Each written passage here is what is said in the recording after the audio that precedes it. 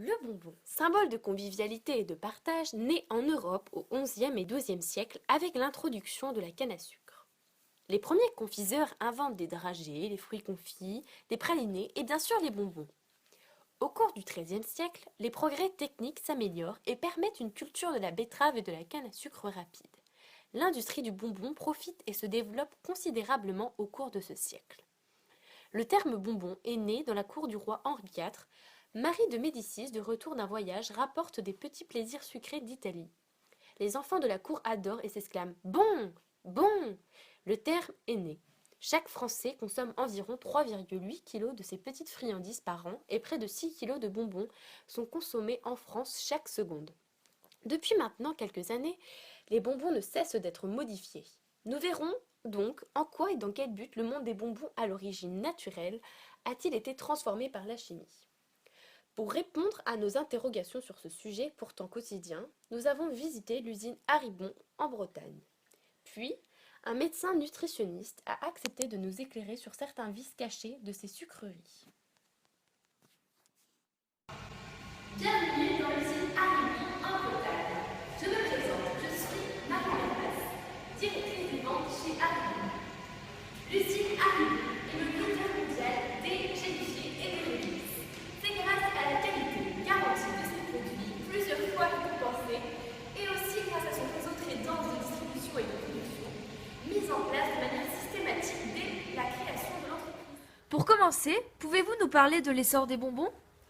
La plupart des bonbons aujourd'hui sont fabriqués à partir d'arômes synthétiques et de colorants artificiels qui sont beaucoup moins chers que les naturels.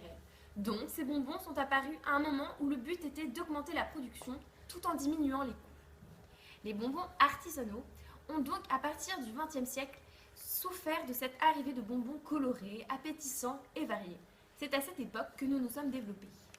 Pouvez-vous nous définir les bonbons naturels et les bonbons artificiels? Il est difficile de définir ce qu'est un bonbon naturel. Les bonbons traditionnels et les bonbons biologiques sont considérés comme tels. Les bonbons biologiques ne contiennent pas d'additifs, ni colorants, ni aucun ingrédient synthétique. Les bonbons artificiels sont les bonbons réalisés à partir d'arômes synthétiques ou artificiels, de colorants artificiels puis de conservateurs. Comment expliquez-vous cet essor? Avec la révolution industrielle du XIXe siècle et la découverte du sucre de betterave beaucoup moins cher que le sucre de canne importé des colonies, la fabrication des bonbons devient beaucoup moins coûteuse, plus facile et sa consommation plus courante.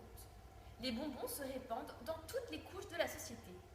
Les bonbons sont donc fabriqués en masse et une nouvelle catégorie se forme, les bonbons industriels qui s'ajoutent aux bonbons traditionnels dits naturels.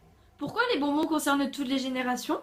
Les doux souvenirs qu'apporte la dégustation, la vue ou même l'évocation des bonbons, représentatifs de l'enfance, ces petites douceurs permettent aux adultes de s'évader, de retourner dans le monde innocent et merveilleux qu'est celui des enfants. La simple odeur des bonbons replonge les adultes au cœur de l'enfance. Bonjour à tous, je suis la collaboratrice de Marie Bervas. Je suis Julie Venning, directrice de production chez Haribo. Je m'occupe de tout ce qui concerne les composants des bonbons. Quels sont les types de sucre utilisés dans la fabrication de vos bonbons? Eh bien, le sucre est essentiel dans la composition du bonbon. Il existe 3 sources principales de sucre. La betterave sucrière, la canne à sucre et le palmier à sucre. Quelles sont les molécules de sucre que nous retrouvons dans vos bonbons? Le saccharose est le sucre commercial extrait de la betterave ou de la canne à sucre. Le saccharose est une molécule organique composée de carbone, d'hydrogène et d'oxygène. C'est un sucre simple, formé par une molécule de glucose unie à une molécule de fructose. Le fructose, c'est un sucre simple d'origine naturelle que l'on trouve dans les fruits, le miel. Il est soluble dans l'eau. Le glucose, lui, il est représenté régulièrement en poudre blanche ou en cristaux. Le glucose a un pouvoir sucrant plus faible que le saccharose. De plus, le glucose représente la principale source d'énergie de l'organisme. Haribo utilise quel type de colorant? Malheureusement pour nous, les colorants artificiels et synthétiques n'existent pas dans la nature. Ils sont donc obtenus à partir de réactions chimiques. Les industriels tels qu'Haribon utilisent beaucoup plus de colorants artificiels et synthétiques que de colorants naturels, car cela revient à un coût moins important. Quels sont les différents types d'arômes existants? Tout d'abord, un arôme est un principe odorant qui s'échappe de différentes substances d'origine végétale ou animale. Il existe les arômes identiques naturels Ils reproduisent exactement la composition chimique de l'arôme naturel et sont donc identiques au niveau du goût et de l'odeur. Puis les arômes de synthèse. Pour produire ces molécules, on utilise des outils chimiques pour copier la molécule d'origine et la reproduire industriellement à partir de plusieurs substrats. Et pour finir, les arômes artificiels qui n'existent pas dans la nature. De plus, pour les industriels, les arômes artificiels sont plus rentables que les arômes naturels car le coût est moins élevé. Quel est l'ingrédient qui donne la texture de chaque bonbon? Un gélifiant est une substance qui produit la formation d'un gel. Le bonbon industriel est généralement composé de gélatine ou d'agar-agar. La gélatine est considérée comme un ingrédient et non un additif alimentaire. Il permet d'améliorer la saveur et la texture des aliments industriels. L'agar-agar est aussi un additif alimentaire. Ce gélifiant est d'origine végétale, comme les algues rouges, contrairement à la gélatine. Après purification, déshydratation et broyage, l'agar-agar devient une poudre blanche qui est sanguine. J'aimerais vous remercier d'avoir permis la réalisation de la collaboration avec Haribo Bretagne. Nous avons récolté de nombreuses informations intéressantes suite à vos interventions. C'était un plaisir de vous rencontrer. Plaisir partagé. Au revoir. Suite à l'intervention de Haribo Bretagne, nous voici en compagnie du docteur Saint-Léger, médecin nutritionniste, Enchantée. et qui va répondre à nos questions. Les bonbons sont-ils aussi mauvais pour la santé qu'on le dit? Non, ils sont source de plaisir et se faire plaisir, c'est important. C'est une source d'énergie. En effet, il est indispensable au cœur et au cerveau. Il permet les efforts des muscles, lutte contre le froid, renforce les défenses naturelles. On peut donc manger des bonbons, mais à condition d'adopter de vraies règles de vie, comme limiter sa consommation de 2 à 3 bonbons par jour. Ce sont les excès et la surconsommation qui sont synonymes de risques pour la santé. Quels sont les risques qu'engendre une surconsommation de bonbons?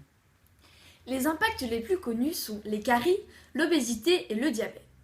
Seulement, il en existe de nombreux moins connus des consommateurs, comme l'hyperactivité et les troubles comportementaux, dus par exemple aux colorants synthétiques qui au début étaient produits à partir du charbon et aujourd'hui qui le sont à partir du pétrole. La consommation excessive de bonbons entraîne également des impacts sur l'odorat, les glandes et le foie.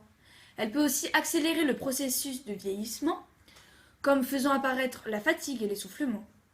Cette surconsommation peut asphyxier les cellules germinales par l'apport trop important de carbone, ce qui entraîne une stérilité, donc des impacts sur la descendance. En ce qui concerne les bonbons bio, Même bio, un bonbon reste mauvais pour la santé s'il est consommé en très grande quantité. Certes, ils ne contiennent ni additifs, colorants ou autres synthétiques, mais ils seront toujours dépourvus de vitamines. Souvent plus chers, ces bonbons sont tout de même bien plus sains pour la santé et peuvent avoir un intérêt diététique, notamment lorsqu'ils sont composés de miel ou de sucre lent. et les bonbons sans sucre? Ces bonbons contiennent des édulcorants, de l'aspartame, du sorbitol. Leur goût est tout aussi sucré que les autres.